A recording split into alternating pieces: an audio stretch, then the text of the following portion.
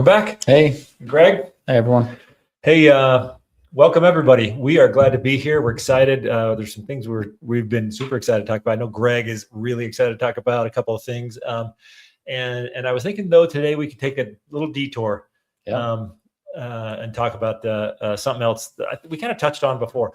So before we started, we are here on Healthier Ever After. We are medical providers, but not your medical provider. We recommend that you have a good relationship with your personal provider before starting any weight loss regimen, dietary supplements, medication, or exercise program. What we do here is for information and education. Okay, so I guess we could give it like a little teaser. We want to get into some of the things that are gender specific, some of the hormones, women's health, men's health, that kind of stuff. But I think for today, we're going to do a little detour. We talked, I think last time we talked a little bit, or a couple of weeks ago, maybe, we talked about the stigma around obesity. And how that can kind of stand in the way of people getting appropriate treatment. Sometimes even medical providers have this bias. And it makes for some difficulty in really working on a cure for what is a disease, and that is obesity. And you know, I mean, we're going to tell it how it is. We'll talk about it. We're not trying to fat shame anybody, but it is a thing. And I think our point there was, when we treat this like a real disease, that it is a chronic condition that is multifactorial, then we need to treat it as such, like we would any other disease. Right? So that was like a little bit of the stigma. What I think we want to get into a little bit today, what I'd love to talk about, is kind of another sort of myth or stigma or bias, whatever you want to call it, specifically for people who use GLP-1 medications. There's this kind of overarching sentiment or perception or belief that if you take GLP-1 medicine to lose weight, you didn't earn it, you cheated, you don't deserve it, you didn't do it right. Your weight loss isn't real, like whatever. Whatever. All the things. And people say those things and believe those things, and we'll talk about that a little bit more, I think. But that can then stand in the way of people seeking help, because they're like, I don't want to be people criticizing me, judging me, whatever. And it then leads to people remaining overweight and carrying with them the risks of other diseases that comes with them. All the comorbidities that oftentimes are associated with being obese, which, you know, obviously musculoskeletal. We know that, you know, this is going to be harder on your bones and your body. We know your cardiovascular system is been long documented. You know, and it's unfortunate because it's, you know, there's a big stigma out there. And I know that as a weight loss provider, I've had so many patients that even, you know, said, hey, I would have been in here 2 years ago doing this, but I was worried about what everyone would think. Or I knew a neighbor that did it. They got way too thin and things like that. And like, there was this really, even people coming to the clinic to say, hey, I want to talk about this more, still even have that stigma in their brains. Now, a lot of people get on the medication and start realizing a lot of the benefits that it can possibly have for them. And of course, like, that goes away quickly, but that doesn't actually stop them from receiving some kind of that negative feedback from family members. And what they received before, like it sticks. Like you remember what your, you know, you remember what Sally said about so-and-so a year ago, and you're like, oh crap, I don't want to, you know, you seem to say that about me. But what are people going to think? It just sticks for a long time. It does, and it sticks, and it's real. Like we were talking about that. These are all real things. It's not it's easy for someone to sit back and play Monday morning quarterback, if anyone uses that phrase anymore, and be like, oh, just don't worry about what people think. Well, I mean, true. That's good advice. But it's not as easy as it sounds. Especially when these are, a lot of people are not receiving. Who cares if it's like some Joe Schmo online that's slamming on GLP-1s or the way that people want to lose their weight. But I mean, a lot of these people are actually more hesitant because of where they're receiving this feedback, this negative feedback and stigma, are from close friends or family members. People that, you know, are obviously should and probably are invested in your health and your health and your longevity and your wellness. Yeah. So, but it a lot of times it comes from lack of understanding and education. There's not a lot of even medical providers. This is all fairly new for. So it comes from a lack of understanding, really, of where this all comes from. Can GLP-1s and any other weight loss medications, can they be used? Wrong is maybe not the right word that I want to use right there, but wrong, or can they be used without the medical supervision? Can people go overboard? You don't know when to stop or when's enough. Sure. There's that's with every medication out there. So I think there can be things that we can talk about as a community to say, hey, we don't want to go overboard with anyone, but as far as just the people, which is 99% of the people that I see in clinic that are just trying to be healthier, and this is not their first stop, right? They've been trying to lose weight for usually years, not just a couple months. This medication can be life-saving, and really revolutionary. Yeah, absolutely. So here's just a question to pose, like as we discuss these things. I wrote this down. This is the question is this: why do we celebrate someone who grinds through years of dieting, but judge someone who finally found something that works? Isn't it wild? I mean, and I know people like I've tried all the things. I've done this, I've done that. I lost weight, I gained it. I lost weight, I gained it for years, and never found anything that really, really got them to where they felt like they wanted to be and where they felt healthy and well. And then finally, get a GLP-1, use those same things that you did, you learned to exercise and be disciplined on your eating, all those things that were made kind of easier or ramped up better or whatever that was. Yes. With the GLP-1, all of a sudden you're successful. You lost a bunch of weight. You look great. Your clothes, you got to get new clothes because nothing fits. You got to buy smaller things. And I look at you as a failure now because it's wild. It's wild. Anyway, so that's the thing that kind of in the back of my mind think about. Why do we do that in our brains, or do I do that? Am I guilty of that? So let's talk about where this kind of comes from. Just some things you might hear. So we talked about this a little bit. Number one, you took the easy way out, right? It's cheating. It's the easy way out. A GLP-1 medicine isn't. There's some moral value to doing this without help. Yeah. I oftentimes I hear this one a lot, and I oftentimes will give the example, and maybe it's a cheesy example, but I'll tell patients or people that are, maybe more so people that are actually kind of contrary to GLP-1s or any medications for that matter for weight loss, because it is the easy way out, right? Everyone's cheating. They didn't earn it, whatever their reasoning for not liking them are. I'll often ask them, did you ride to work today in a horse and buggy? Did you walk to work today? Like, I literally had that same thought over the weekend. Like are you like, we've made advancements in every facet of our lives as human beings, and for some reason when it comes to medications and people trying to get help with their weight, for whatever reason, it can be genetic factors, it can be maybe they do have a food addiction. So why would we not celebrate someone that is trying to get a hold of that and use medications? If someone's addicted to alcohol or drugs or anything, we would never be like, oh, no, just cold turkey it. Come on, don't you have the willpower? Don't use medical help. And interventions. So that's why it's so surprising to me oftentimes when I'm like, well, that's fine, but did you drive your car to work today? Well, you did. You drove here and you got here in 5 minutes in air conditioned, temperatures and well, does that mean you're lazy? I had never thought about it that way. Like, can you imagine, like an alcoholic who just got their 2-year token? Right. I've been sober for 2 years. Can I look at him and say, well, that's good, but you didn't do it alone. Yeah. That doesn't. Like you were in this program, the 12-step. Did you use medication for this, or come on? It's not real if you had to get help. It just sounds ridiculous in that other world. We'd celebrate this person's achievement.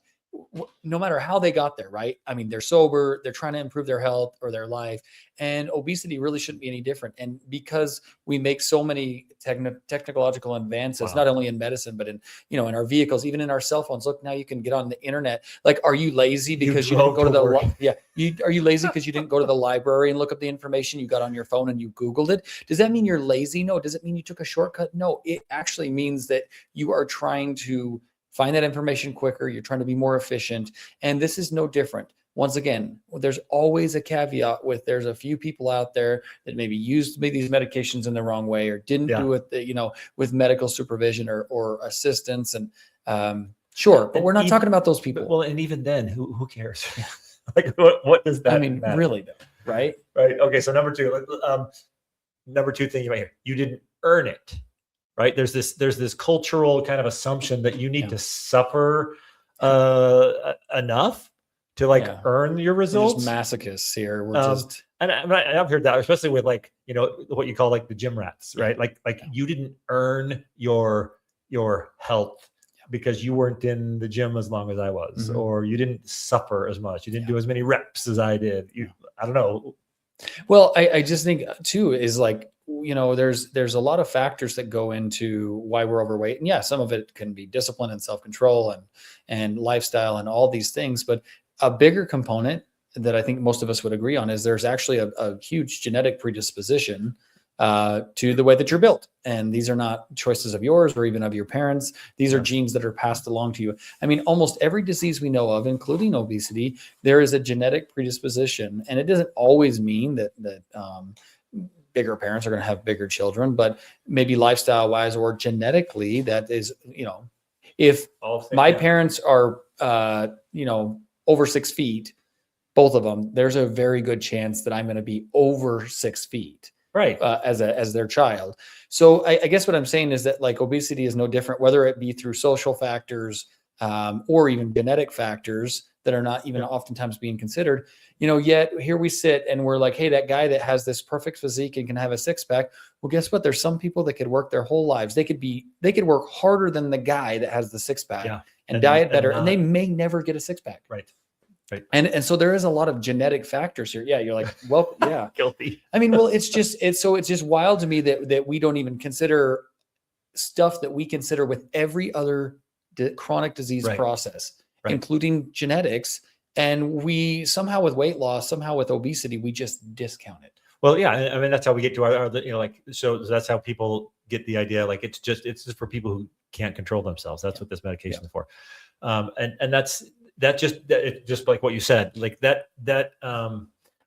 that statement just is evidence that we do not recognize obesity as a disease, as a health issue, but it's a choice. It's a laziness thing. It's a, whatever other thing it is. It's not a medical condition. Almost like a moral treatment, like a moral issue. Right. It's you're not. What's your deal? You just can't do this. And you know what? Even for those people, let's just pretend for just a moment that you hit the genetic lottery and you just, for whatever reason, cannot kick food and you just have this, can't control yourself. Right. And then let's pretend for just a moment that then you found this thing that actually can help you get that under control and deal with this. If you don't want to call it an addiction, don't. But deal with this problem that you're having. The fact that people are trying to deal with it is something that should be celebrated, not shamed. Right. No, 1,000%. Okay. Here's another one you might say, well, real weight loss, whatever that means. What is it? Real weight loss comes from diet and exercise. Number one, real weight loss is weight loss. Weight is, and we talked about this, is your relationship with gravity. This is a much deeper topic than just losing weight. I mean, there's all the health benefits. We've talked about this on and on and on. But sure, comes from diet and exercise. This one is one I'm not going to really argue with that. Weight loss comes from diet and exercise. Those are great components of an overall health plan. Yep.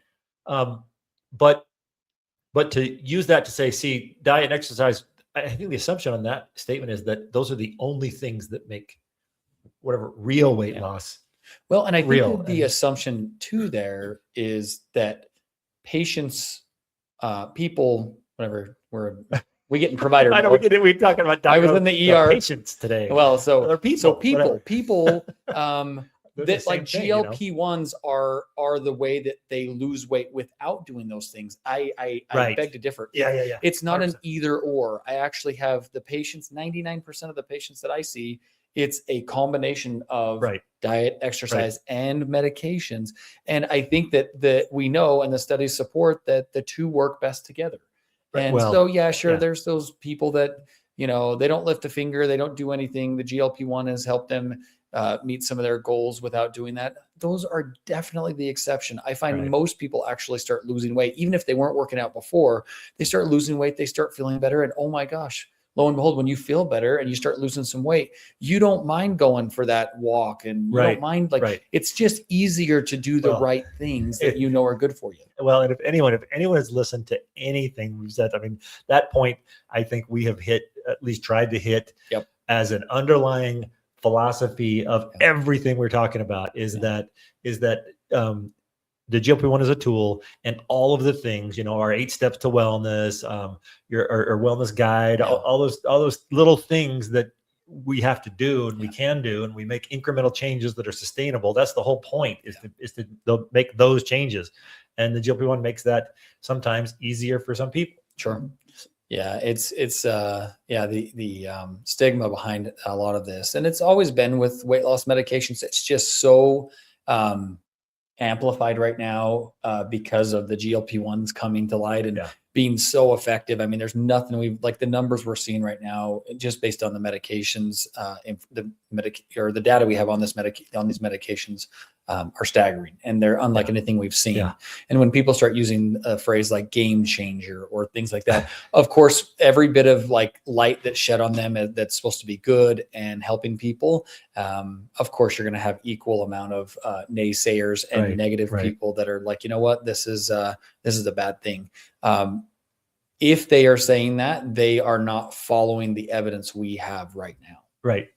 Well, and there's this tendency to just pull people down. Like I remember hearing the old story about I've never gone crab hunting. Yeah. But what I've been told is, you get a bucket and you go get some crabs. If you put a crab in a bucket, the crab's going to climb out. It's going to find its way out, get it, reach up and grab the edge. But if you have more than one crab in the bucket, none of them will ever get out. Because as soon as one like reaches up and gets the edge and is like, pull himself, I'm free. Yeah. The ones in the bottom will reach up and grab him and pull him back down. Yeah. And, and I remember hearing that story, I don't know, years and years ago. And I'm like, I just see that sometimes in human nature like this, like someone is successful finally. And the only thing that we can do is criticize them and demean them and try to diminish the value of what they've accomplished because, they didn't do it without help or whatever that is. It's crazy. It is wild. And we do, I think, as humans have a tendency to do that and bring people down. And it's just, I do think eventually, that's never going to go away. I do think eventually, as these medications are around longer and longer, I've even had patients that have come to the clinic that 2 years ago were literally, I mean, they were ranting on their Facebook page. They were telling me to my face that, hey, like, these are horrible. I can't believe you're prescribing these medications. You'll see everyone's going to have all these diseases and cancer and all this other stuff. And just recently, I've had several of them reach out and go, hey, would love some help. And I've been reading all this stuff. And actually, I found out that, hey, guess what? All these people are having all these things. And actually, the data supports that if done correctly and properly, there's a ton of benefits. Like even outside, and we've talked about the benefits outside of GLP-1s, outside of weight loss, but specifically with helping with all these things, including weight loss. And it's so fascinating to watch them come around. But there's still going to be a lot of stigma around it. Yeah. It's funny. Pete, my son, he's finishing a podiatry residency. So he was in podiatry school, the first 2 years with the medical students and he's talking about things that they're learning that were not even discovered when I graduated from medical school. Yeah. Does it make you feel old? It does. He's like, hey dad, we're studying this and this and this. And he pointed out, he says, some of these things were discovered after you graduated medical school. Yeah. And I'm like, oh man, like my knowledge is already feeling like this. But I mean, I guess my point with that is in my career, in my lifetime of learning about health and physiology and disease processes and things, I don't think I've seen anything when you say game changer, Yeah. that has and continues to just build this massive amount of data showing benefit after benefit after benefit. Yeah. Than GLP-1s. Like I can't. I may be wrong. Well, but I mean, nothing comes to mind that is even close to such a massive benefit that continues just over and over. And it changes. Oh my God, you said it changes people's minds that were ragging on you 2 years ago, and now they're like, hey, well, okay, actually, can I get some help with that? Yeah, and what's interesting is then to watch the transformation of, like, they start getting help with some of the things that they were frustrated about, and now they're huge advocates, right? Now they're like, oh yeah, why didn't you tell me about this? Oh yeah, yeah. Well, why didn't I? Yeah, let's see. I think we talked about this. We had a conversation, and you really. Yeah. I speaking of that, I've talked to several pharmacists, and pharmacists, of course, these are the ones that study drugs. That's all they do, right? That they really focus in on the drugs and the studies, and they are scientists like medical providers, but they have this very narrow focus on just medications. Yeah. And recently in the ER, I had one that was, I would see all these patients come in, and they would be coming in for, this side effect or this, or not really side effect, this condition or this problem. And I'd see they're on a GLP-1. So I'd immediately get into the research and be like, oh yeah, I guarantee this bad thing that's happening to them in the ER is because of the GLP-1. Yeah. And every single thing I look up, go, oh, well, the GLP-1 actually helps with that. And it actually helps with this. And, oh, they're having this problem. Oh, actually the GLP-1 should do better with that. And he's like, I'm just trying to wait for the time that I can look up a patient and their symptoms and actually have it be from a GLP-1, instead of actually saying that the studies are showing that, hey, this looks like it'll help with this. It looks like it'll help with this condition and work for this and do this. So he as a skeptic and he, admittedly so, right, is sitting there going like, I'm starting to get it. Like, I get it. It's just, there's so much overwhelming data that shows all these benefits, and it's so hard to argue these benefits. It's hard to argue all the science behind these. Yeah. So we just criticize people instead. Yeah. Yeah. So a couple more things. You only need GLP-1s if you really fail. This is an interesting myth, right? To me, because the underlying cultural message is that like pharmacological aids, medications should only be employed by individuals who have already failed, whatever that means, through their own efforts.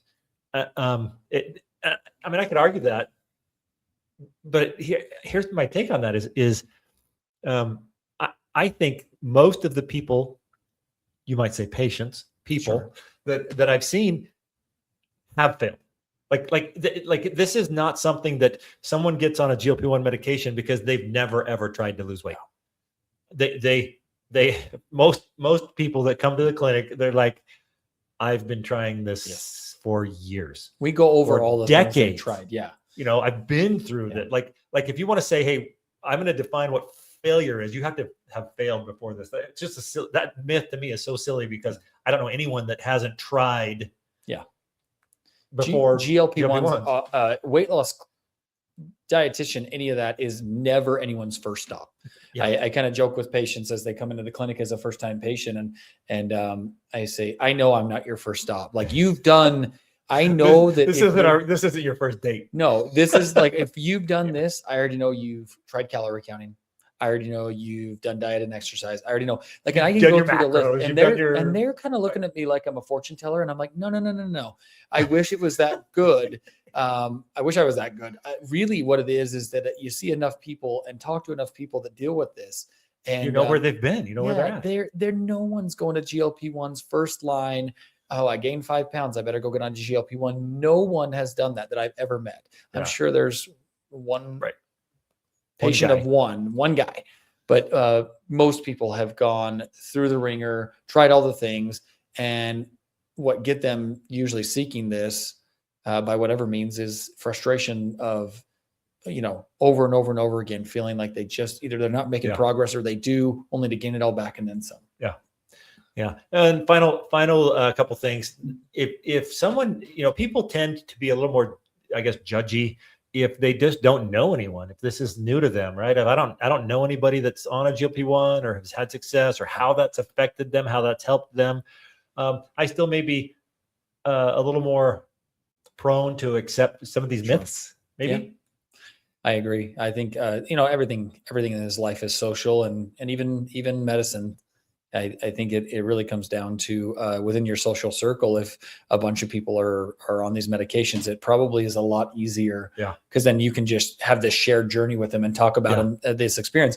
Versus if everyone in your circle, whether it be family or friends, you don't have anyone that's on GLP-1s, this may be something that you are feeling very vulnerable. Yeah. Because no one else is going through this, and there's always going to be a first, right? There's got to be that first person, and I'm sure that can feel like you are on an island. Well, and then adding onto that is what I would call the celebrity distortion. Oh yeah, like there are celebrities that have been very successful in this, and they get criticized all the time, big time, and I think that magnifies the feeling of, oh no, because whether someone, you talk about being in your circles and stuff, well, like famous people being criticized for this, that's kind of my circle because I see it. Yeah. Right. It's a little out there more so. And so it magnifies, I think, the effect of that criticism. Yeah. It's so public. Well, and it's easy to judge and criticize celebrities, right? These are not people that are in your home. It's just, it's that whole, let's bring these, celebrities down.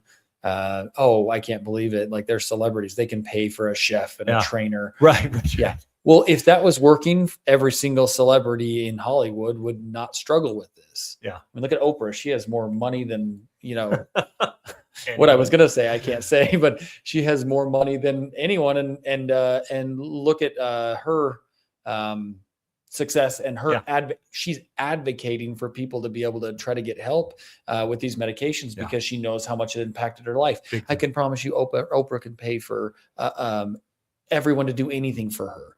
And so if someone as prominent as her with as much money as her can struggle with this, then any of us can. Yeah.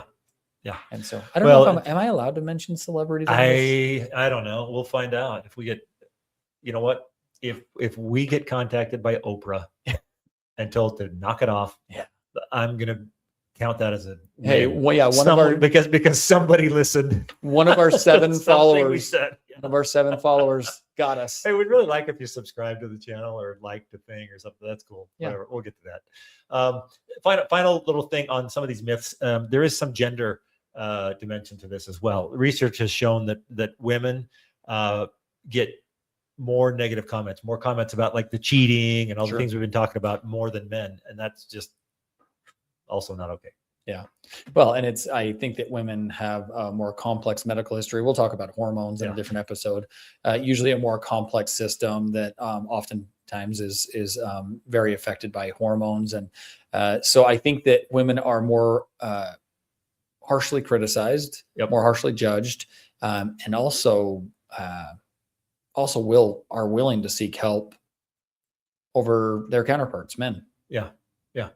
Okay, so we want to talk. There's a recent study that was done, and this just kind of opened my eyes to like really how we are all judging people. So they asked study participants to evaluate a fictional person, right? Evaluate a person based on their weight history, and they had a couple of different people. So they were asked, they had about someone who lost weight using GLP-1s, someone who lost weight through diet and exercise alone. Mm-hmm. Or someone who didn't lose weight at all. All right. And so the people in the study, they viewed the GLP-1 user more negatively than the diet and exercise person. Right. And I'm like, okay, that makes sense. Kind of what we've been talking about, right? You think, oh, you cheated, whatever. Here's the kicker though, that the study participants, they judged the person who lost weight using GLP-1s more negatively than the person who didn't lose weight at all. Wild. And again, we ought not be negatively, judging or have some negative connotation for someone who hasn't lost any weight, someone who's overweight, obese, and hasn't lost weight, but that person is still subject to all the health concerns and problems that we've been talking about.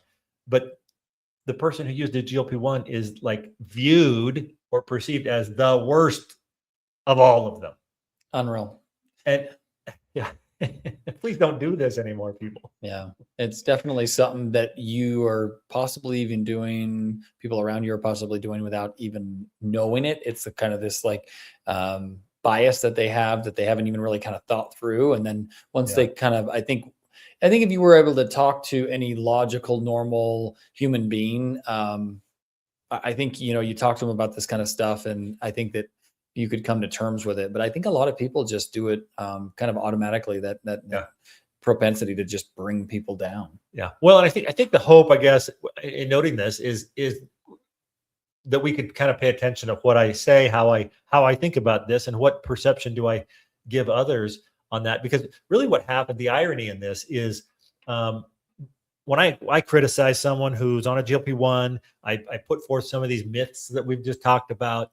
And the effect of that is someone is going to feel that shame. Someone's going to feel hesitant. Someone's going to be that person that didn't come in 2 years ago, but came in now because they were worried about what other people might think, worried about something that I said, this.